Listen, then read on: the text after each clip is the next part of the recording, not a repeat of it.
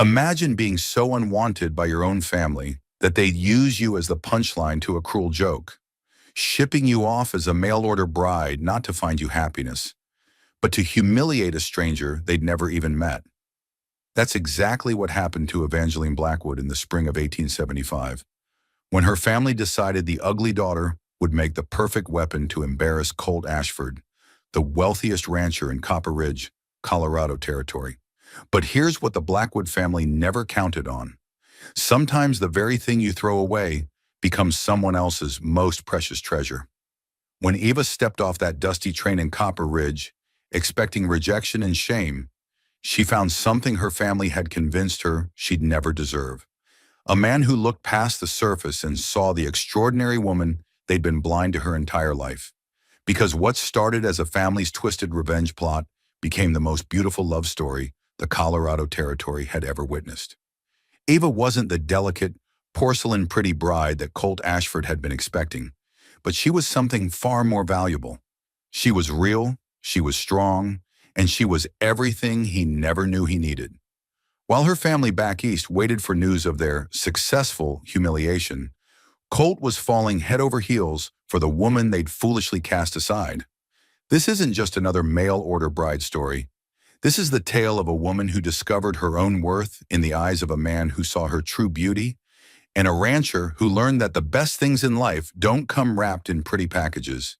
It's about family betrayal that backfired spectacularly, about cruel jokes that became cosmic justice, and about how sometimes the people who hurt us the most end up giving us exactly what we need to find our destiny. What Eva's family didn't realize as they orchestrated their heartless prank was that they weren't just sending away their unwanted daughter. They were delivering a queen to her rightful kingdom, a heart to its perfect match, and a love story that would prove beauty isn't about what meets the eye, but what touches the soul. This is that story, raw, real, and absolutely triumphant. The letter arrived on a Tuesday morning in April, carried by the postman who still looked at Eva Blackwood with the same mixture of pity and awkwardness that had followed her through 28 years of life in Boston. She was sweeping the front steps of the Blackwood mansion when he approached, his eyes already darting away from her face in that familiar dance of polite avoidance she'd grown accustomed to. "Morning, Miss Blackwood," he mumbled, thrusting the envelope toward her without quite meeting her gaze. "Letter for the family. Looks important." Eva took the letter with steady hands, though her heart gave that familiar little skip it always did when correspondence arrived. In a world where she was consistently overlooked, ignored, and dismissed, letters represented possibility, the chance that somewhere, somehow, someone might actually want to hear from the Blackwood family's disappointing daughter. The envelope was thick, expensive paper, addressed to Miss Serafina Blackwood in bold masculine handwriting. Eva's stomach dropped as she recognized the return address: Colt Ashford, Copper Ridge, Colorado territory. Another suitor for her beautiful younger sister, no doubt. Another wealthy man who'd heard tales of Serafina's legendary beauty and wanted to claim her as his prize. "Eva!" Her stepmother's shrill voice cut through the morning air like broken glass. "Where is that letter?" I saw the postman approaching. Eva climbed the marble steps slowly, each footfall echoing her resignation. Inside the opulent foyer, Constance Blackwood waited with her usual expression of barely concealed irritation.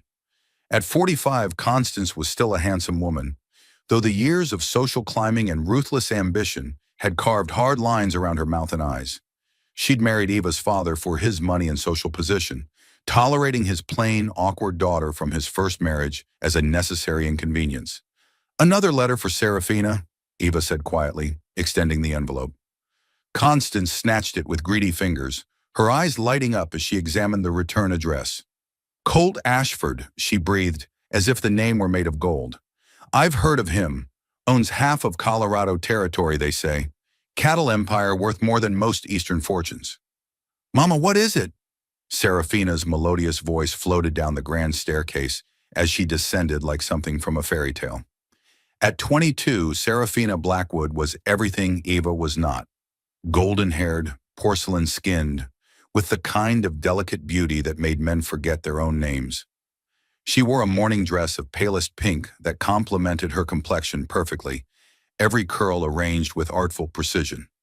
"A marriage proposal, darling," Constance said, tearing open the envelope with trembling hands.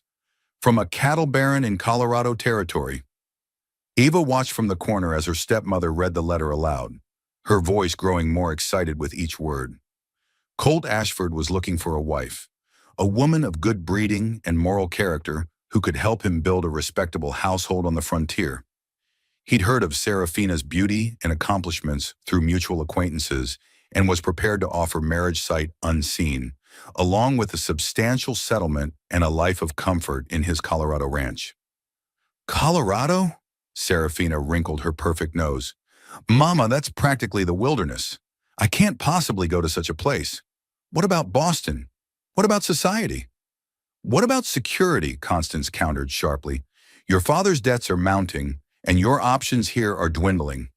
You've turned down 3 proposals this year alone." Eva knew her stepmother was right, though she'd never voiced such an opinion. The Blackwood fortune was largely an illusion maintained through careful social maneuvering and increasingly desperate borrowing. Serafina's beauty was their most valuable asset, but even beauty had an expiration date in Boston's cutthroat social scene. "I won't go," Serafina declared, with the imperious tone of someone who'd never been denied anything. "Find some other solution." That's when Constance's eyes fell on Eva, and a slow, cruel smile spread across her lips. Eva recognized that expression. It was the same look Constance got when she was planning one of her more vicious social maneuvers. "Actually," Constance said slowly, "I think I have an idea. A way to solve multiple problems at once." Eva's blood ran cold. Whatever her stepmother was planning, it wouldn't end well for her. "What do you mean?" Serafina asked, though she was already losing interest, examining her reflection in the hallway mirror. "Think about it, darling," Constance continued, her voice taking on that syrupy tone she used when she was being particularly manipulative. "This man is clearly desperate if he's willing to marry sight unseen. What kind of refined gentleman would choose to live in such primitive conditions? He's probably coarse, uneducated, possibly even dangerous. So?" Serafina shrugged, more concerned with adjusting her ringlets than following her mother's logic. "So we give him exactly what he deserves," Constance said, her smile growing wider. "We send him our other daughter." The words hit Eva like a physical blow. She'd been standing so quietly in the corner that she'd almost forgotten she was visible. But now both women turned to look at her with expressions that ranged from calculating to gleeful. "Mother, you can't be serious," Serafina gasped, though she was already starting to smile. "Send Eva?" "As me?" "Why not?" Constance's voice was warming to the theme now, the way it always did when she was enjoying someone else's discomfort. "He's expecting a mail-order bride, and that's exactly what he'll get. Just not the one he's bargaining for." "But the deception—" Eva found her voice at last, though it came out as barely more than a whisper. "What deception?" Constance snapped. "You're a Blackwood daughter, aren't you? Technically, we'll be fulfilling the contract exactly as written." "He's expecting Serafina specifically," Eva protested, though she knew it was useless. When Constance set her mind to something, particularly something cruel, there was no stopping her. "He's expecting Miss Blackwood," Constance corrected with vicious precision. "The letter doesn't specify which Miss Blackwood. And honestly, Eva, this might be your only chance at marriage.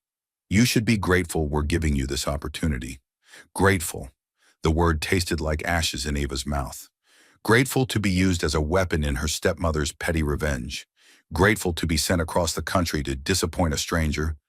Grateful to be the punchline in a joke that would destroy any chance she might have had at happiness. "It's perfect." Serafina clapped her hands together like a child with a new toy. "Oh, Eva, you'll finally be useful for something. And just think of the look on that rancher's face when he sees what he's really getting instead of me." "Serafina," Constance warned, though she was still smiling, "we mustn't be too cruel. After all, we're doing Eva a favor. She'll have a husband, a home, and she'll be far enough away that her shortcomings won't reflect poorly on our family anymore." Eva stared at the two women who were supposed to love her, or at least care for her welfare, and felt something inside her chest crack open. She had always known she was unwanted, always understood that her presence was merely tolerated rather than celebrated. But this level of calculated cruelty was something new, even for them. "What if he sends me back?" she asked quietly. "Then you'll have had an adventure," Constance replied with a shrug. "More than you're likely to get sitting around here, taking up space and frightening away Serafina's suitors." The casual brutality of the comment made Eva flinch, but it also sparked something else. A tiny flame of anger that had been smoldering in her chest for years. Maybe this was her chance. Maybe being shipped off to Colorado territory like an unwanted package was exactly the escape she needed from this gilded prison, where she'd never be anything more than the disappointing daughter, the plain sister, the family embarrassment. "When would I leave?" she heard herself ask. Constance's eyebrows rose in surprise. "You're agreeing to this?" Eva lifted her chin, feeling something like courage flowing through her veins for the first time in her life. "I'm agreeing to take control of my own destiny. If you want to send me to Colorado as part of your cruel little joke, then fine. But don't expect me to come crawling back when it doesn't go according to your plan." Something flickered in Constance's eyes. Uncertainty, perhaps, or the first hint that this scheme might not unfold exactly as she'd envisioned. "The train leaves next Tuesday," she said slowly. "Mr. Ashford is expecting his bride by the end of the month." "Then I'd better start packing," Eva replied, and for the first time in years she smiled with genuine emotion. What none of them realized in that moment was that Eva Blackwood was about to become the best thing that ever happened to Colt Ashford, and that their cruel joke was about to backfire in the most spectacular way possible. Colt Ashford stood on the wraparound porch of his ranch house, watching the sun paint the Rocky Mountains in shades of gold and crimson as another day died over Copper Ridge. At 35, he was a man who'd built an empire from nothing but determination and backbreaking work, transforming 15,000 acres of wild Colorado territory into one of the most successful cattle operations west of the Mississippi. But tonight, as he sipped his evening coffee and listened to the familiar sounds of his ranch settling into twilight, he wasn't thinking about cattle prices or water rights or any of the dozen concerns that usually occupied his mind. Tonight, he was thinking about her, Miss Serafina Blackwood, the Boston beauty who'd agreed to become his mail-order bride. The decision to seek a wife through correspondence hadn't been easy for a man of his pride and independence. Colt had spent the better part of 15 years proving he could survive and thrive without depending on anyone, building his fortune through sheer stubborn will and refusing to back down from any challenge the frontier threw at him. But success had its own kind of loneliness, and at 35 he was tired of eating supper alone and falling asleep to nothing but the sound of wind through the mountains. He pulled her letter from his vest pocket for the 12th time that week, though he knew every word by heart. The delicate handwriting, the careful phrases, the gentle refinement that spoke of good breeding and education. According to his contacts back east, Serafina Blackwood was everything a man could want in a wife. Beautiful, accomplished, from a respected family with old money and older bloodlines. Boss? The voice belonged to Miguel Santos, his foreman and closest friend for the past 8 years. "You gonna stand there mooning over that letter all night? Or you gonna help me figure out what we're doing with that north pasture?" Colt folded the letter carefully and slipped it back into his pocket. "What's to figure out? We moved the herd up there next week, just like we planned." "That's not what I mean, and you know it." Miguel stepped up onto the porch, his weathered face creased with the kind of concern that came from years of friendship. "I'm talking about all this." He gestured toward the house, which had been a flurry of activity for the past 2 weeks, as Colt prepared for his bride's arrival. The changes had been substantial. New furniture ordered from Denver, curtains hung in windows that had stood bare for years, flowers planted in beds that had previously held nothing but practical vegetables. Inside, the spare bedroom had been transformed into something fit for a lady, complete with a vanity table, full-length mirror, and wardrobe large enough to hold the dozen trunks of clothing he imagined she'd bring from Boston. "A man's got a right to make his home comfortable for his wife," Colt said evenly. "Sure he does," Miguel agreed. "But this ain't just comfortable, hermano. This is, he searched for the right word. This is like you're expecting some kind of fairy tale princess to step off that train. Colt's jaw tightened. What's that supposed to mean? It means I've seen the way you look when you talk about this woman, Miguel replied bluntly. Like she's gonna solve all your problems, fill all the empty spaces, turn this place into something it ain't never been. And what's wrong with wanting something better? Nothing, as long as you remember she's a real person, not some perfect dream you've built up in your head. Miguel leaned against the porch railing, his expression serious. What happens if she don't live up to all these expectations you piled on her? What if she's just a regular woman with regular problems and regular flaws? Colt was quiet for a long moment, watching a hawk circle high above the valley. The truth was, he had built up elaborate fantasies about what life would be like once Serafina arrived. He imagined her bringing grace and culture to his rough-hewn world, transforming his bachelor's quarters into a real home. He pictured her presiding over dinner parties for neighboring ranchers, her beauty and sophistication elevating his social standing in the territory. Most of all, he imagined coming home each evening to find her waiting for him, a civilized refuge from the harsh realities of frontier life. She's from good family, he said finally, educated, refined. The kind of woman who can help a man build something lasting. Or the kind who'll take one look at all this, Miguel gestured toward the vast expanse of prairie and mountains, and catch the next train back to Boston. The thought had occurred to Colt more than once during the sleepless nights of the past month. What if she hated the isolation? What if the rough reality of ranch life was too much for someone accustomed to Boston's civilized comforts?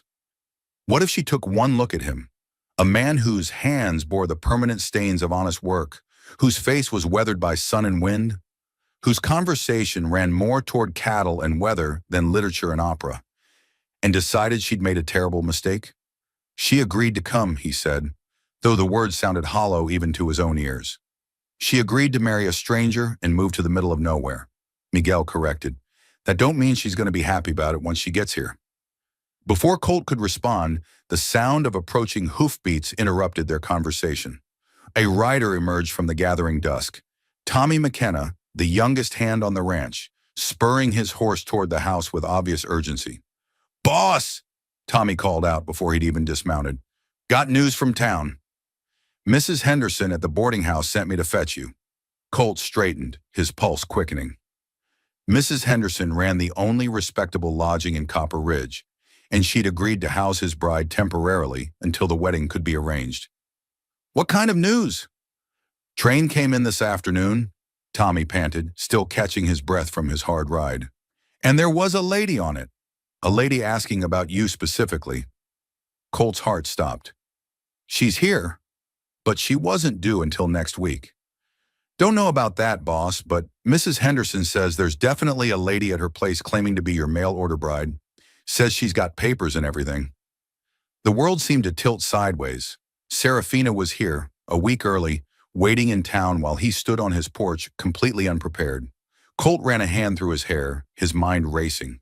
The house wasn't quite ready. He'd planned to spend the weekend putting finishing touches on the bedroom, arranging the parlor furniture just so.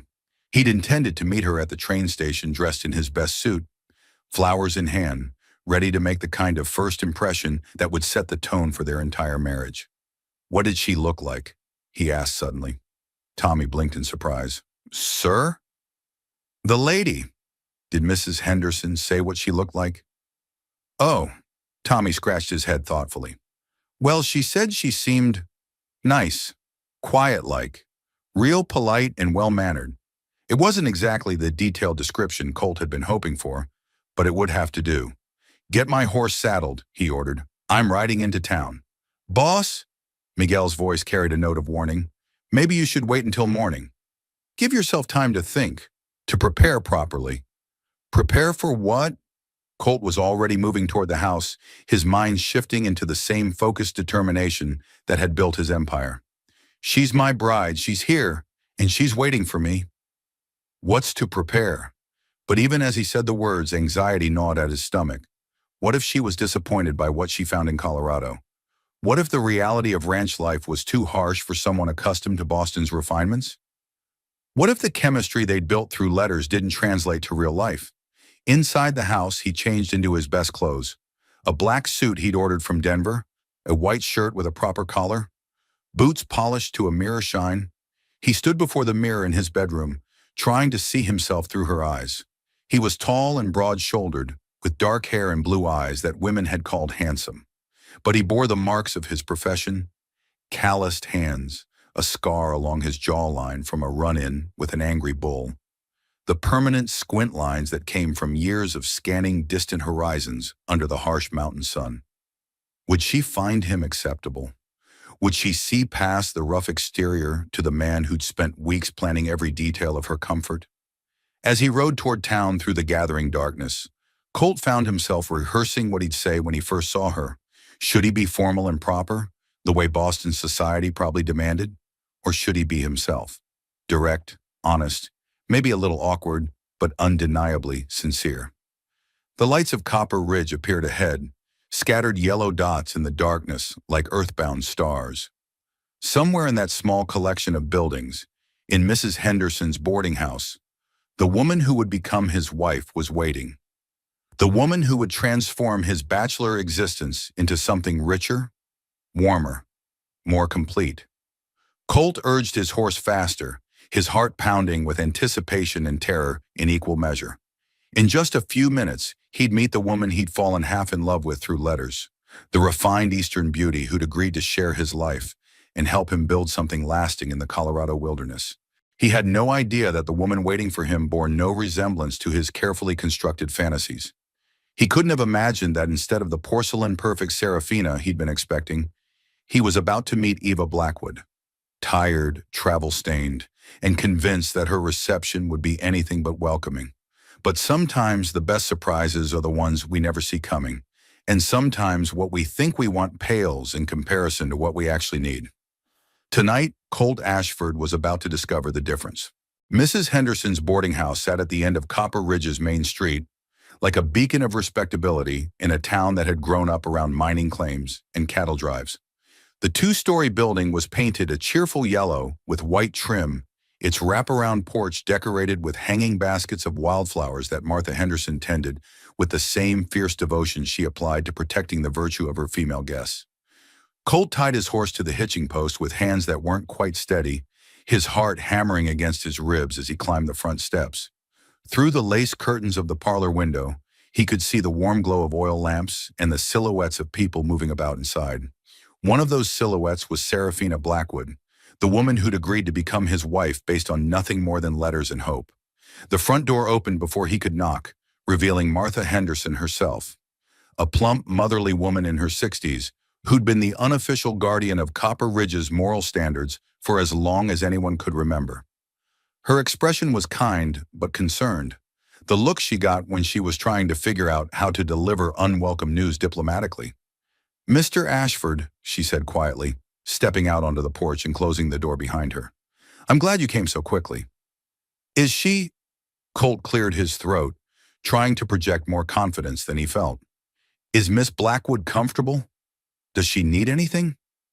Martha's hands twisted in her apron, and Colt's stomach dropped. That was never a good sign with Martha Henderson. When the most unflappable woman in 3 counties started wringing her hands, it usually meant trouble. "She's a lovely young woman," Martha said carefully. "Very polite, very well-mannered. It's just—" She paused, clearly struggling with how to continue. "Just what?" "Well, I think there might be some confusion about expectations," Martha said delicately. "Perhaps you should speak with her yourself." "She's in the front parlor, waiting." Before Colt could ask what she meant by confusion about expectations, Martha was ushering him inside. The boarding house smelled of beeswax polish and the lavender sachets Martha tucked into every drawer and closet. It was warm, comfortable, and utterly civilized. Exactly the kind of environment where a refined Eastern lady would feel at home. "Miss Blackwood," Martha called out as they approached the parlor. "Mr. Ashford is here to see you." Colt straightened his shoulders and stepped through the doorway, his practiced greeting already forming on his lips. But the words died in his throat as he saw the woman rising from the wingback chair beside the fireplace. This was not Serafina Blackwood, at least not the Serafina Blackwood he'd been expecting. The woman before him was tall, taller than he'd imagined, with a sturdy, practical build that spoke of physical capability rather than delicate fragility. Her brown hair was pulled back in a simple bun that had come slightly loose during her travels, with wisps framing a face that was not beautiful, not in the classical sense he'd been anticipating. Her features were strong rather than delicate, her skin slightly sun-touched rather than porcelain pale, her hands work-roughened rather than soft and white. But her eyes, dear God, her eyes were extraordinary. Dark brown flecked with gold, intelligent and direct. They met his gaze without flinching or looking away. There was strength in those eyes and honesty in something that might have been challenge. For a long moment, they simply stared at each other. Colt was dimly aware that his mouth was hanging open, that he was gaping like a fish pulled from water, but he couldn't seem to make his brain work properly. This was his mail-order bride. This was the delicate Boston flower he'd spent weeks preparing for. "Mr. Ashford," she said finally, her voice carrying a slight tremor despite her steady gaze. "I'm Eva Blackwood. I believe you were expecting me. Eva, not Serafina, Eva Blackwood." And suddenly, several pieces of a very unpleasant puzzle began falling into place in Colt's mind. "You're—" He cleared his throat, trying to gather his scattered thoughts. "You're not what I was expecting." Something flickered in those remarkable eyes. Hurt, maybe, or resignation. "No," she said quietly. "I imagine I'm not." The silence stretched between them, heavy with unspoken questions and dawning realizations. Behind him, Colt could hear Martha Henderson shifting uncomfortably, clearly wishing she were anywhere else. "Perhaps," Eva said with careful dignity, "you'd like to sit down. I think we need to discuss the situation." Colt nodded mutely and took the chair across from hers, his mind still reeling. The situation. That was one way to put it. Another way would be to call it a complete disaster. A bait and switch that would be funny if it weren't happening to him. "I assume," Eva continued, folding her hands in her lap with the composure of someone who'd had plenty of practice dealing with disappointment, "that you were expecting my sister, Serafina." "Sister?" The word came out sharper than he'd intended. "Half-sister, technically." Eva's smile was bitter around the edges. "Serafina is, well, she's everything I'm not. Beautiful, delicate, accomplished in all the ways that matter to society. She's also completely unwilling to leave Boston for what she considers the uncivilized wilderness." "So they sent you instead?" It wasn't a question. The pieces were falling together with horrible clarity. "They sent me instead," Eva confirmed. "As something of a joke, I'm afraid. My stepmother thought it would be amusing to give you exactly what you deserve for being the kind of man who'd seek a wife through correspondence." The casual cruelty of it hit Colt like a physical blow. They'd used this woman, their own family member, as a weapon in some petty act of revenge against a stranger they'd never met. They'd shipped her halfway across the country to be the punchline in a joke that would humiliate them both. "Jesus," he breathed. "I understand this is not what you bargained for," Eva said, her voice steady despite the fact that her knuckles had gone white where her hands were clasped. "I have enough money for return passage to Boston. If you'll allow me to stay the night, I can be on tomorrow's eastbound train." "You want to go back?" The question surprised him with its intensity. Something shifted in Eva's expression. "Want is a complicated word, Mr. Ashford. Do I want to return to a family that used me as the instrument of a cruel joke? Do I want to spend the rest of my life being reminded that I'm the disappointing daughter, the plain sister, the unmarriageable burden?" She paused, drawing a shaky breath. "No, but I also don't want to force my presence on a man who clearly finds me as much of a disappointment as my family does." The pain in her voice was unmistakable now, carefully controlled, but absolutely real. This woman had been hurt, systematically, repeatedly, by the very people who should have protected and cherished her. She'd been sent here expecting rejection, braced for humiliation, resigned to being unwanted once again. And Colt realized with startling clarity that he was furious. Not at her, never at her, but at the people who'd done this to her, at a family so casual in their cruelty that they'd sacrifice one of their own for a moment's entertainment. At a society that could look at this woman, this intelligent, dignified, obviously courageous woman, and see only disappointment because she didn't fit their narrow definition of feminine perfection? Miss Blackwood, he said quietly, and something in his tone made her look up sharply. I want to make something very clear. You are not a disappointment. You are not unwanted. And you are sure as hell not a joke. Her eyes widened as if she'd been expecting anything but those words. What you are, Colt continued, rising from his chair to pace toward the window, is the victim of some very small, very cruel people who don't deserve to shine your boots, let alone call themselves your family. Mr. Ashford, now I'll admit, he said, turning back to face her, you're not what I was expecting. I had some pretty specific ideas about what my wife would be like, and most of them were based on assumptions that are probably worth about as much as last week's newspaper. Eva's expression was unreadable, but she was listening intently. The question is, Colt said, meeting her gaze directly, what do you want? Not what your family wants, not what you think I want, but what you want. For yourself, for your life. For a long moment, Eva was silent. When she finally spoke, her voice was barely above a whisper. I want to matter to someone, she said. I want to be valued for who I am, not dismissed for who I'm not. I want to build something real with someone who sees me as a partner, not a burden or a trophy or a punchline. She looked up at him with those extraordinary eyes. I want a chance to prove that there's more to me than my family ever bothered to see. Something tight and anxious in Colt's chest began to loosen. And if I were to offer you that chance, then I'd ask what you really want in a wife, Eva replied. Because if you're looking for a delicate ornament to grace your parlor, I'm going to disappoint you. I'm practical, I'm opinionated, and I have absolutely no intention of pretending to be something I'm not just to make other people comfortable. Despite everything, the shock, the confusion, the complete upending of his expectations, Colt found himself smiling. You know what, Miss Blackwood? I think I've had enough of pretending for one lifetime. Does that mean? It means, Colt said, extending his hand toward her, that maybe we should start over. I'm Colt Ashford, and I'm very pleased to meet the real Eva Blackwood. She looked at his outstretched hand for a moment before reaching out to take it. Her grip was firm, warm, and completely honest. Pleased to meet you too, Mr. Ashford, she said. And for the first time since he'd entered the room, she smiled. It transformed her entire face, revealing a warmth and humor that no amount of classical beauty could match. And Colt Ashford realized that his family's cruel joke might just turn out to be the best thing that had ever happened to him.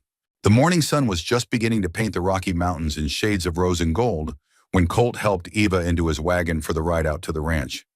She'd spent the night at Mrs. Henderson's boarding house, and he'd lain awake in his own bed for hours, staring at the ceiling and trying to reconcile the woman he'd met with everything he'd thought he wanted in a wife. Eva Blackwood was nothing like the delicate, ornamental creature he'd been expecting. She was taller than most men, with strong hands and direct eyes that seemed to take in everything around her with keen intelligence. When she climbed into the wagon that morning, she'd done it without waiting for assistance, gathering her simple brown traveling dress with efficient movements that spoke of someone accustomed to taking care of herself. It's beautiful, she said quietly as they drove through the valley that led to his ranch, her gaze taking in the vast expanse of prairie grass dotted with grazing cattle. I'd heard the Western Territories were harsh, but this, she gestured toward the mountains rising like cathedral spires against the morning sky. This is magnificent. Colt found himself studying her profile as she spoke, noting the way the early light caught the gold flecks in her brown hair, the slight upturn of her nose that kept her strong features from being too severe. She wasn't conventionally pretty, but there was something compelling about her face, an openness, an intelligence that drew the eye and held it. It can be harsh, he said finally. Winters are brutal, summers are hot enough to kill a man if he's not careful, and we're 40 miles from the nearest real town. But it's not the kind of life most Eastern ladies would find comfortable. Eva turned to look at him then, one eyebrow raised in what might have been amusement. Mr. Ashford, I've spent 28 years being told I'm not like most ladies in any respect. I think I can handle a little discomfort. There was steel in her voice, quiet but unmistakable. This woman had been underestimated her entire life, and she was done apologizing for who she was. As they crested the rise that revealed his ranch house spread out below them, Colt found himself holding his breath. He'd been proud of what he'd built here, the sprawling log and stone house with its wide porches and dormered windows, the neat outbuildings and well-maintained corrals, the thousands of acres of prime grazing land that stretched as far as the eye could see. But suddenly he was seeing it through her eyes, wondering if a woman raised in Boston's refined society would find it crude and primitive.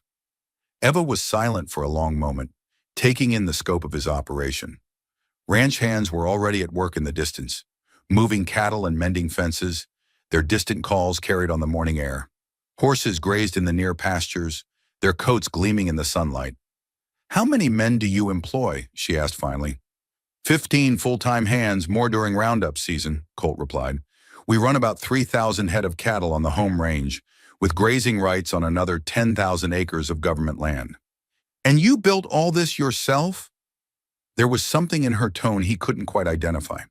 Not awe exactly, but respect, interest. "Started with nothing but $100 and more stubborn than sense," he said. "That was 12 years ago. The first winter nearly killed me. Lived in a one-room shack and ate beans and hardtack for 3 months straight." "What made you stay?" It was a good question, one he'd asked himself plenty of times during those early years when everything seemed to go wrong at once. Cattle dying, water rights disputed, winters that seemed to last forever. "Freedom, I guess," he said finally. "Back east, a man's born into his place and stays there. Out here, you can be whoever you're strong enough to become." Eva nodded as if she understood exactly what he meant. "Yes," she said quietly, "I can see the appeal in that." The wagon rolled into the yard, and almost immediately they were surrounded by ranch hands who'd come to see the boss's new bride. Colt helped Eva down, acutely aware of the way the men were looking at her. Not with the leering appreciation he'd expected, but with puzzled concern. This was clearly not what any of them had been expecting either. "Boys," Colt said, his voice carrying the authority that came from years of leadership, "I'd like you to meet my wife-to-be, Miss Eva Blackwood." "Miss Blackwood, this is my crew." The men touched their hats respectfully, murmuring greetings, but Colt could see the questions in their eyes. Miguel stepped forward, his expression carefully neutral. "Ma'am," he said with a slight nod, "welcome to the Ashford Ranch." "Thank you," Eva replied, and Colt was struck by how naturally she seemed to accept the introductions. No shrinking back, no obvious discomfort at being surrounded by rough-weathered men who probably hadn't seen soap and water in a week. "It's a beautiful operation you have here." "We like to think so," Miguel said, though his eyes flicked to Colt with obvious concern. "Miss Blackwood had a long journey," Colt said. "I thought I'd show her the house. Let her get settled." The men dispersed back to their work, but Colt could feel their curious gazes following as he escorted Eva up the front steps. The house he'd been so proud of suddenly seemed too big, too masculine, too much like the bachelor quarters it had always been. Inside, Eva moved through the rooms with the same measured attention she'd given the landscape, taking in the heavy furniture, the stone fireplace that dominated the main room, the wide windows that looked out over the valley. He tried to soften the space for her expected arrival. Fresh flowers on the mantel, new curtains in the parlor, a delicate tea service displayed prominently on the sideboard. But now those touches seemed forced, artificial attempts to impose Eastern refinement on a fundamentally Western space. "This is lovely," Eva said, though he wasn't sure she meant it. She paused before the large window that looked out over the corrals, watching as his men worked with a group of half-wild Mustangs. "Do you break all your own horses?" "Most of them. Some we buy already trained, but the Mustangs—" He joined her at the window. "They're cheaper to catch wild, and they're tougher once they're broken. Better suited to ranch work. It looks dangerous. It can be. Takes skill and patience more than anything else." Eva was quiet for a moment, watching as one of his younger hands was thrown by a particularly spirited bay mare. The young man got up, dusted himself off, and climbed back into the saddle without hesitation. "He's not hurt?" she asked. "Jake?" "Nah, he's tougher than old leather. Been thrown by that mare 3 times this week, but he'll have her gentled by Sunday." "Gentled?" Eva repeated thoughtfully. Not broken. There's a difference, Colt agreed. Break a horse's spirit, and you've got an animal that'll do what you tell it out of fear. Gentle it, and you've got a partner who'll work with you because it chooses to. Something in Eva's expression shifted, and when she looked at him, there was a new kind of awareness in her eyes. I imagine that philosophy applies to more than just horses. The observation was so acute, so perfectly on target, that Colt felt a little jolt of surprise. This woman saw things, understood connections that others might miss entirely. I've found it works pretty well with most living creatures, he said carefully. They were interrupted by the sound of boots on the front porch, followed by Miguel's distinctive knock. Colt opened the door to find his foreman holding a telegram, his expression troubled. Sorry to interrupt, boss, but this just came in from town. Thought you'd want to see it right away. Colt took the yellow paper, his heart sinking as he read the brief message. Eva stepped closer, concern evident in her face. Bad news? She asked. Telegram from your family, Colt said quietly, handing her the paper. They're asking if you arrived safely. Eva read the message, and Colt watched her face change. What had started as simple curiosity transformed into something harder, more bitter. How thoughtful of them, she said, her voice carefully controlled. I'm sure they're very concerned about my welfare. But Colt could read between the lines as clearly as she could. This wasn't concern. This was Constance Blackwood checking to see if her cruel joke had worked, if Eva's arrival had caused the humiliation and rejection she'd intended. You don't have to answer it, he said. Oh, but I do. Eva folded the telegram carefully and tucked it into her pocket. In fact, I think I'll compose a very detailed response about how well I've been received, how comfortable I am, and how much I'm looking forward to. My new life as Mrs. Colt Ashford. There was steel in her voice again, but this time it was tempered with something that might have been satisfaction. Eva Blackwood was done being the victim of her family's cruelty. She was ready to fight back. Mrs. Colt Ashford, Colt repeated slowly, you're really planning to go through with this? The wedding, I mean? Eva turned to face him fully, her brown eyes steady and determined. Mr. Ashford, I came here expecting to be rejected, humiliated, and sent home in shame. Instead, I found a man who treats me with respect, a home that feels more welcoming than any place I've ever lived, and the possibility of a life where I can be valued for who I am, rather than dismissed for who I'm not. She paused, a small smile playing at the corners of her mouth. If you're willing to take a chance on the ugly daughter your letter was never meant for, then yes, I'd be honored to become Mrs. Colt Ashford. And looking into those remarkable eyes, seeing the strength and honesty and quiet courage that radiated from every line of her body, Colt realized that his family's cruel joke had given him exactly what he'd never known he needed.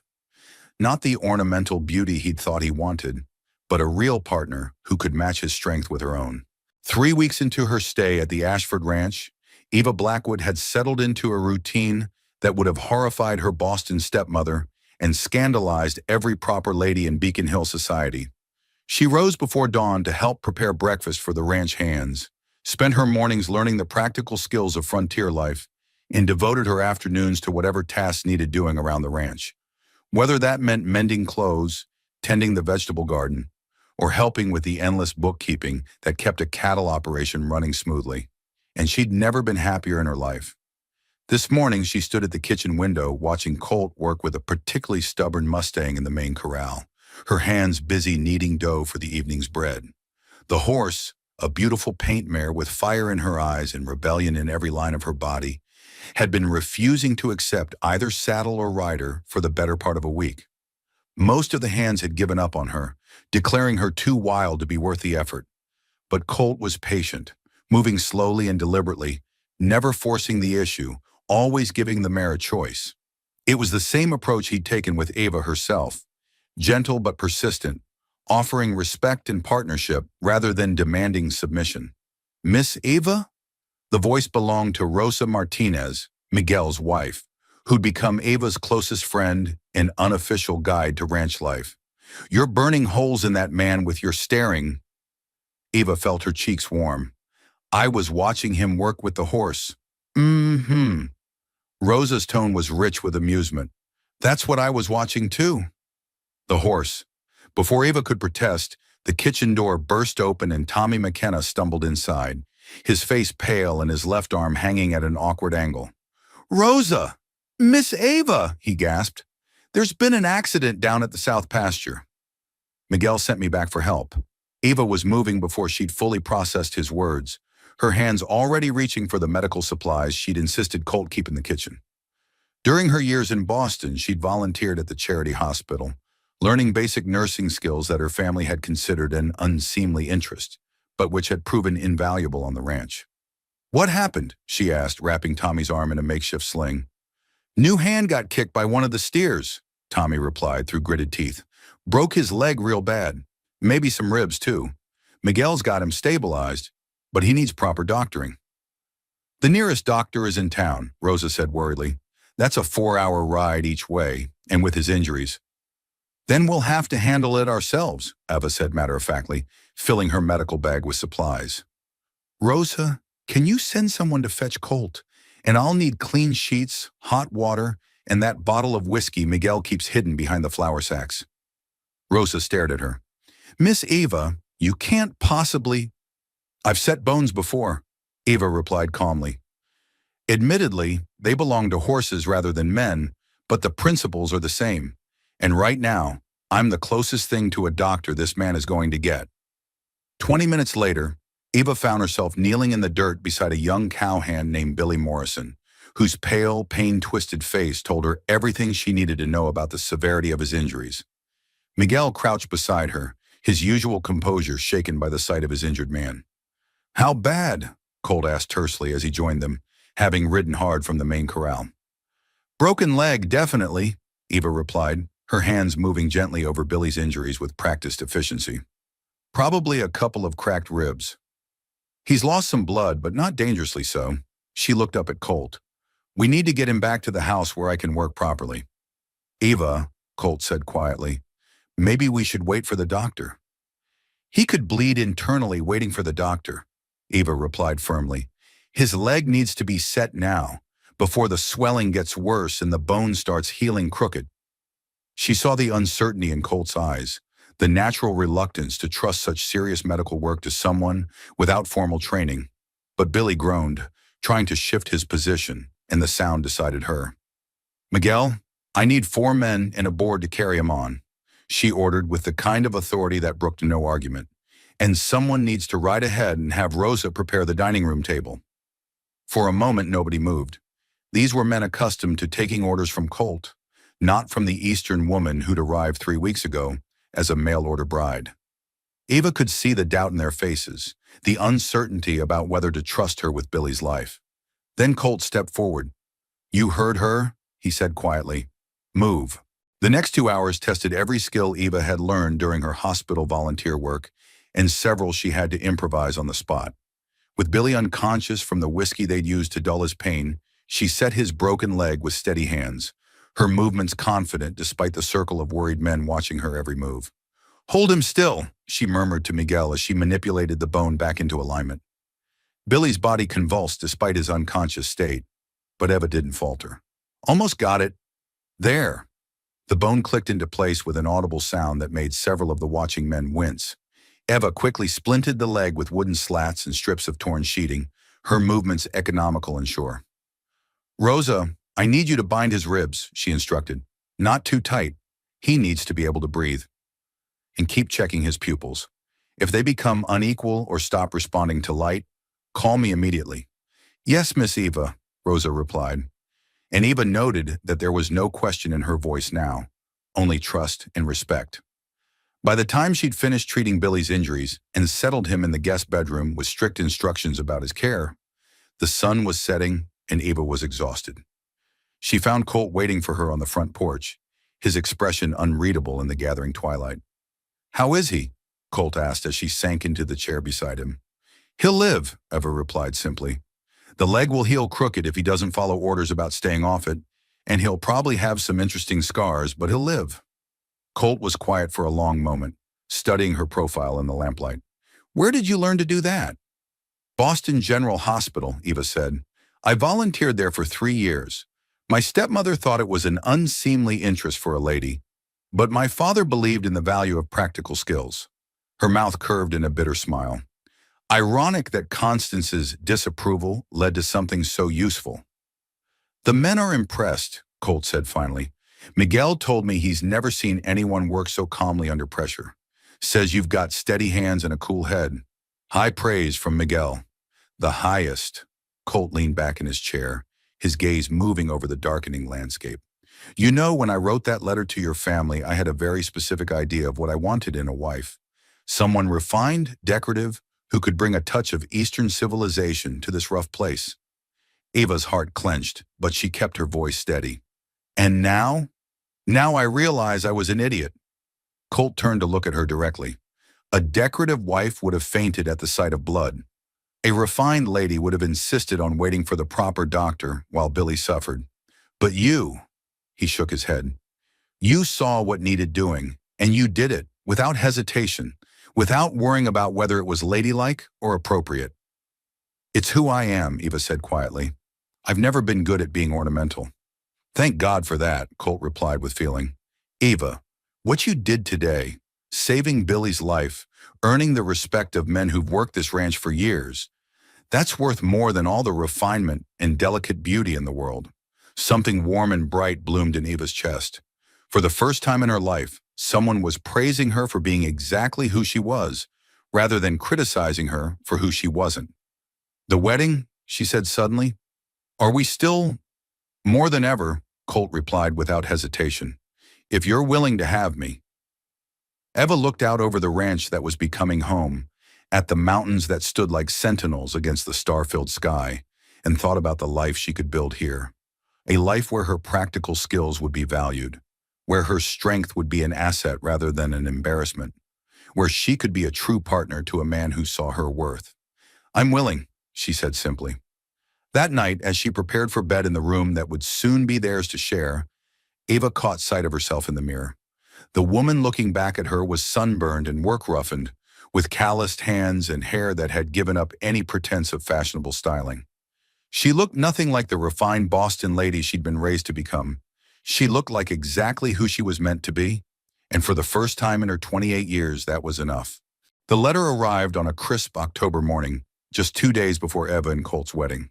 She was in the kitchen putting the finishing touches on the cake that would serve as their wedding dessert, when Miguel brought in the mail with an expression she'd learned to recognize as trouble brewing. This one's from Boston, he said quietly, handing her an envelope addressed in her stepmother's unmistakable handwriting. Constance Blackwood. Eva wiped her flour-covered hands on her apron and took the letter, her heart already steeling itself for whatever fresh cruelty Constance had decided to inflict. It had been 6 weeks since she'd sent her own carefully worded response to their telegram, informing them that she was not only staying in Colorado, but preparing to marry Colt Ashford. She'd expected retaliation, but the silence had stretched so long, she'd begun to hope they'd simply written her off entirely. She should have known better. Bad news? Rosa asked, looking up from where she was arranging wildflowers for the wedding decorations. Let's find out, Eva murmured, breaking the wax seal with hands that were steadier than she felt. The letter was 3 pages of Constance's most poisonous prose, written in the same elegant script she used for social correspondence, but filled with venom that made Eva's stomach clench. My dear Evangeline, your father and I have been quite concerned since receiving your last communication. We cannot help but feel that you have been taken advantage of by this man Ashford, who has clearly convinced you to participate in what can only be described as an elaborate deception. I write now to inform you that we have been in correspondence with several prominent citizens of Colorado Territory, including the territorial governor himself, regarding the fraudulent circumstances of your so-called engagement. It seems that Mr. Ashford has been presenting you throughout Copper Ridge as his intended bride, Miss Seraphina Blackwood, when any person of sense can see that you are most certainly not the woman he contracted to marry. This deception cannot be allowed to continue. Your father has therefore engaged the services of Pinkerton detectives to investigate Mr. Ashford's character and motives. We have every reason to believe that he is either a fortune hunter who intends to hold you against your will until he can extract money from our family, or worse, a man of such poor moral character that he would knowingly participate in fraud for his own amusement. Serafina wishes me to tell you that she bears you no ill will for this unfortunate situation, though she is naturally mortified that her name has been associated with such a sordid affair. She has recently become engaged to Mr. Theodore Worthington III, a gentleman of impeccable breeding and considerable fortune who would never dream of involving himself in such unseemly schemes. We have arranged for travel funds to be sent to the First Bank of Denver, sufficient for your immediate return to Boston. You will present yourself at the bank with this letter and proper identification, whereupon the funds will be released to you. We expect your return within the month, at which time we will discuss the best methods for repairing the damage this adventure has done to our family's reputation. Do not mistake our intervention for concern about your welfare. Your father is thinking only of the family name and the necessity of extricating ourselves from this embarrassment before it becomes public knowledge. Serafina's engagement to Mr. Worthington represents an opportunity to elevate our social position considerably, and we cannot allow your misguided actions to interfere with her prospects. I trust you will see the wisdom of ending this charade immediately and returning to Boston, where you belong. Your affectionate stepmother, Mrs. Constance Blackwood. Eva read the letter twice, her hands trembling slightly by the time she finished. The casual cruelty was breathtaking even by Constance's standards, threatening to destroy Colt's reputation, questioning his character to territorial authorities, and making it clear that Eva's welfare mattered less than protecting Serafina's social advancement. "Eva?" Rosa's voice seemed to come from a great distance. "What is it?" Instead of answering, Eva handed Rosa the letter and walked outside, needing air and space to think. She found herself in the corral where Colt was working with the paint mare that had finally accepted both saddle and rider.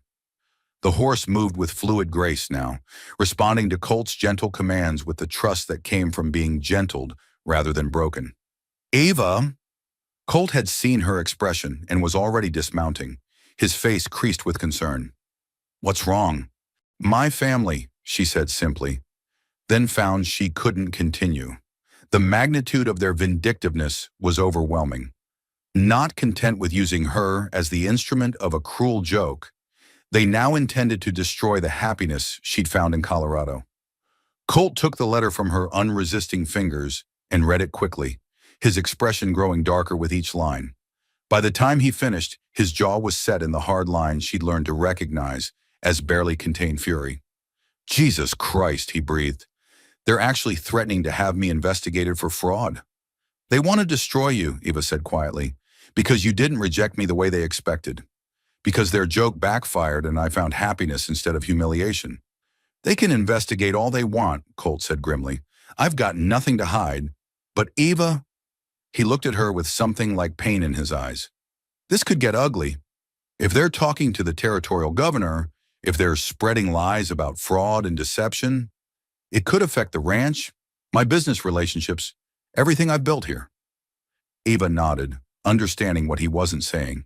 He was offering her a way out, a chance to return to Boston before her presence destroyed everything he'd worked for.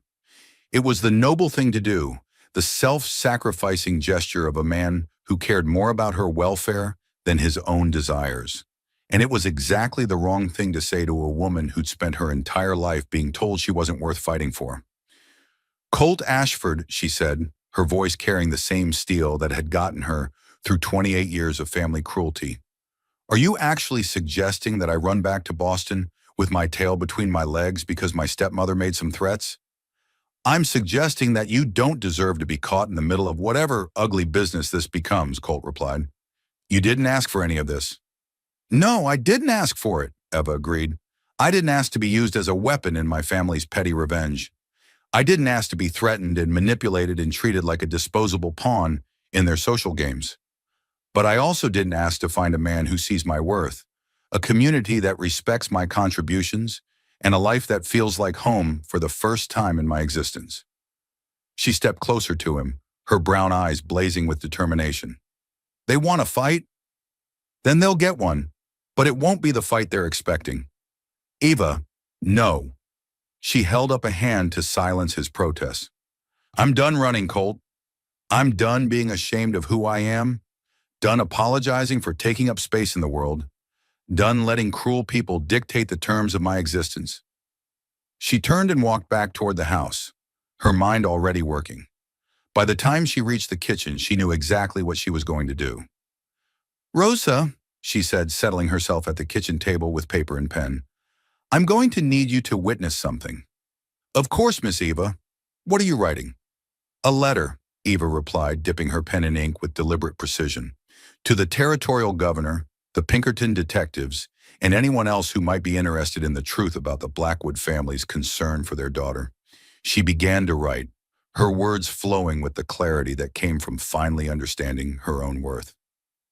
"To whom it may concern, I am Evangeline Blackwood of Boston, Massachusetts, and I write to address certain allegations that may have been brought to your attention regarding my engagement to Mr. Colt Ashford of Copper Ridge, Colorado Territory.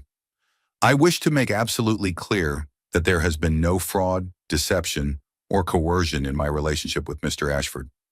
I came to Colorado Territory of my own free will as a mail-order bride responding to his advertisement for a wife. While it is true that my family may have led Mr. Ashford to expect my half-sister, Serafina, I was explicitly sent in her place with the full knowledge and approval of my stepmother, Mrs. Constance Blackwood. The purpose of this substitution was not to honor the spirit of Mr. Ashford's request for a wife, but to humiliate both Mr. Ashford and myself as part of what my stepmother considered an amusing joke. They believed that sending the family's ugly daughter, instead of the beautiful Serafina, would result in my immediate rejection and Mr. Ashford's embarrassment. Instead, Mr. Ashford has treated me with respect, honor, and genuine affection. He has asked nothing of me but my own honest self, and has offered in return a partnership based on mutual regard and shared values. Our engagement is entirely voluntary, completely legal, and has brought me more happiness than I have ever known. Any investigation into Mr. Ashford's character will find him to be a man of impeccable reputation, successful business practices, and unquestionable integrity. He is respected throughout the territory as a fair employer, honest dealer, and valued member of the community. The same, I regret to say, cannot be said of my Boston family, whose treatment of me has been characterized by systematic cruelty, calculated humiliation, and a callous disregard for my welfare that culminated in their attempt to use me as an instrument of revenge against an innocent man. I am not being held against my will. I am not the victim of fraud or deception. I am simply a woman who has found love and respect in an unexpected place, and who refuses to allow the vindictive schemes of my family to destroy the happiness I have earned. I remain respectfully yours, Miss Evangeline Blackwood, soon to be Mrs. Colt Ashford." Eva signed the letter with a flourish and looked up to find both Rosa and Miguel watching her with expressions of awe and admiration. "Miss Eva," Rosa breathed, "that is the most magnificent thing I have ever heard." "It's not finished yet," Eva replied, reaching for a fresh sheet of paper. "Now I'm going to write to every newspaper between here and Boston, telling them exactly what kind of people the Blackwoods really are, and then I'm going to write to Constance herself." This final letter was shorter but infinitely more satisfying. "Dear Constance, thank you for your letter and your concern about my welfare. I am delighted to inform you that your cruel joke has resulted in consequences you never anticipated. Mr. Colt Ashford is indeed everything you assumed he was not: wealthy, respected, honorable, and possessed of enough intelligence to value substance over superficial beauty. He has asked me to marry him not despite who I am, but because of who I am. Our wedding will take place as scheduled, and I expect to spend the rest of my life as a cherished wife and valued partner. I have taken the liberty of sharing the true circumstances of my arrival in Colorado Territory with the territorial governor, several prominent newspapers, and anyone else who might be interested in your family's creative approach to social cruelty. I trust this will not interfere with Serafina's engagement to Mr. Worthington, though you may wish to warn him that marrying into the Blackwood family comes with certain reputational challenges. Please do not trouble yourself with further correspondence. I find the distance has given me remarkable clarity about the true nature of our relationship, and I have no desire to maintain connections with people who would use their own family members as instruments of petty revenge. I remain happily and permanently your former victim, Mrs. Evangeline Ashford. By the time you receive this, Eva sealed the letters with wax, her hands steady and her heart lighter than it had been in years. She was done being the victim of her family's cruelty, done apologizing for existing, done accepting less than she deserved. Send these today, she told Miguel, handing him the bundle of correspondence. And Miguel, make sure the one to the territorial governor gets delivered personally. Yes, ma'am, Miguel replied, and there was something like pride in his voice. Anything else? Eva looked out the window toward the mountains that had become home, toward the life she'd built with a man who saw her worth, toward the future that stretched ahead bright with possibility. Yes, she said with a smile that transformed her entire face. Make sure everyone in 3 counties knows there's going to be a wedding tomorrow, and they're all invited. I want the biggest, most joyful celebration this territory has ever seen. You want to show them what happiness looks like, Rosa said, understanding immediately. Exactly, Eva replied. I want to show them what happens when someone's cruel joke becomes someone else's greatest blessing. And as she returned to decorating her wedding cake, Eva Blackwood, soon to be Eva Ashford, knew that her family's attempt to destroy her had instead given her everything she'd never dared to dream of having. Sometimes the best revenge really was living well. 6 months later, Eva Ashford stood on the front porch of her home, watching the sunrise paint the Rocky Mountains in shades of gold and rose. A letter from Boston crumpled in her hand and a smile of pure satisfaction on her face. The letter had arrived the previous day, written in Constance's increasingly desperate handwriting, and its contents had provided Eva with more entertainment than any opera or society gathering ever had. The Blackwood family's reputation in Boston society had not survived Eva's counterattack. Her detailed letters to newspapers across the eastern seaboard had sparked a scandal that reverberated through every drawing room and social club from Beacon Hill to Philadelphia. The story of a family so cruel they'd use their own daughter as the punchline in a vicious joke had captured the public imagination in the worst possible way for the Blackwoods. Seraphina's engagement to Theodore Worthington III had been quietly but definitively ended when the Worthington family decided they could not risk association with such scandalous people. 3 other prominent Boston families had withdrawn their invitations to the Blackwoods' annual social events. Even their church had suggested they might be more comfortable worshiping elsewhere for a while, until the unfortunate publicity died down. But the most delicious irony of all was revealed in Constance's desperate letter. With their social standing destroyed and their financial situation increasingly precarious, the Blackwood family now found themselves in need of the very thing they tried to deny Eva, an advantageous marriage connection that could restore their fortunes and reputation. We have reconsidered our position regarding your marriage, Constance had written in words that must have burned her throat to pen. Perhaps we were too hasty in our initial concerns about Mr. Ashford's character. Your father and I would very much like to visit Colorado Territory and meet our new son-in-law properly. Eva had read that line aloud to Colt over breakfast, and they'd both laughed until tears ran down their faces. The idea that Constance and her father now wanted to claim connection to the very marriage they'd engineered as a cruel joke was the perfect capstone to their spectacular downfall. I think we'll tell them we're too busy with ranch business to receive visitors, Colt had said, his blue eyes dancing with mirth. Maybe next decade, when our schedules clear up. Now, as Eva watched her husband work with a new group of Mustangs in the morning corral, she reflected on how completely her life had transformed. The woman who'd stepped off the train in Copper Ridge 6 months ago, uncertain, wounded, expecting rejection, bore little resemblance to the confident rancher's wife she'd become. The community that had initially been puzzled by Colt's plain bride now regarded her with the kind of respect and affection that no amount of classical beauty could have earned. She was the woman who'd saved Billy Morrison's life with her steady hands and quick thinking, the wife who could birth a calf as skillfully as she could balance the ranch's books, the neighbor who'd organize relief efforts when the winter storms hit harder than expected, turning the ranch house into a temporary shelter for stranded families. She'd become exactly what she'd always had the potential to be, a woman whose worth was measured by her actions, her intelligence, her strength of character, and her capacity for love. All the things that mattered, and none of the superficial attributes that her Boston family had fixated on. Mrs. Ashford! The voice belonged to Jenny Patterson, the young daughter of a neighboring rancher, who came running up the path with the breathless excitement that only an 8-year-old could muster. "Mama says to tell you the baby's coming." She says, "Can you come now, please?" Eva was already moving, her medical bag always kept ready for such emergencies.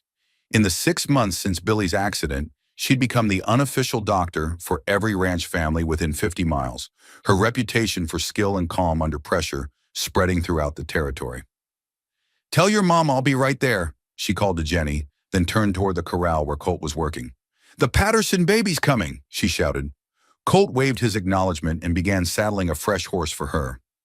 This too had become routine, Eva riding out at all hours to help with medical emergencies, births, accidents, and illnesses throughout their extended community. She was needed here in ways she'd never been needed in Boston, valued for abilities that her family had never even recognized she possessed.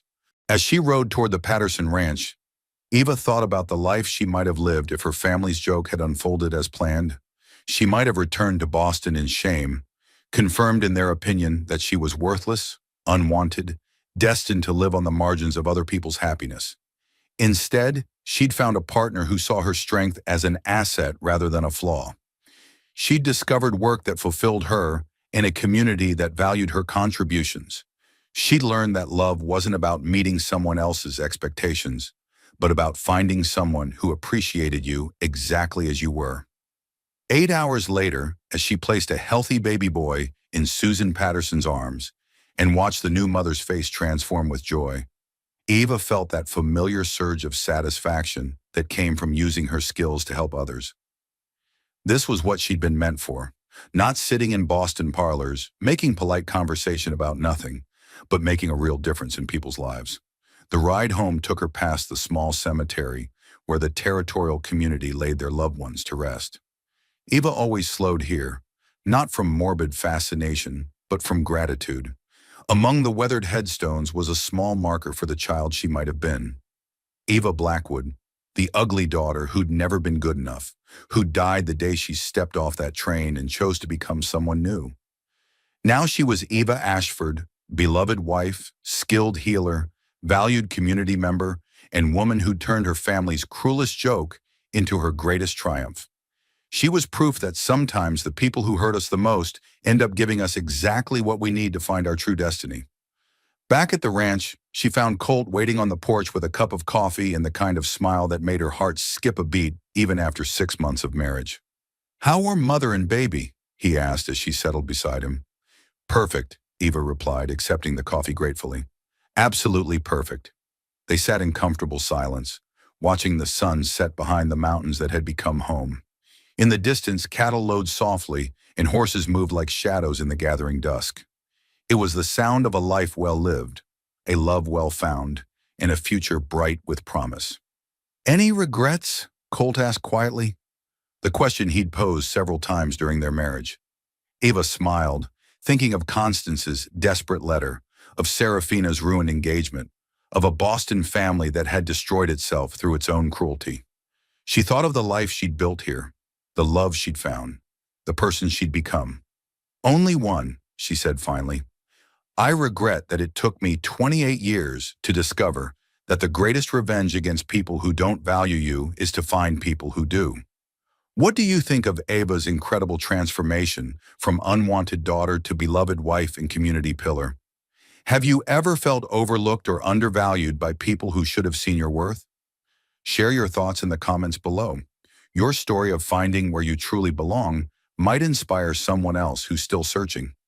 If stories like Eva's speak to your heart, tales of underdogs who rise above cruelty to find their perfect match and true calling, make sure to subscribe to Wild West Stories and hit that notification bell. We're here to remind you that your worth isn't determined by other people's limitations, and that sometimes the most beautiful love stories begin with the most unlikely circumstances. Remember, the people who can't see your value don't deserve a place in your story. Keep writing new chapters until you find the ones who celebrate exactly who you are. Until our next frontier adventure, keep believing that every ending can become a new beginning, and that true love sees beauty where others see only flaws. Your perfect match might be waiting in the most unexpected place.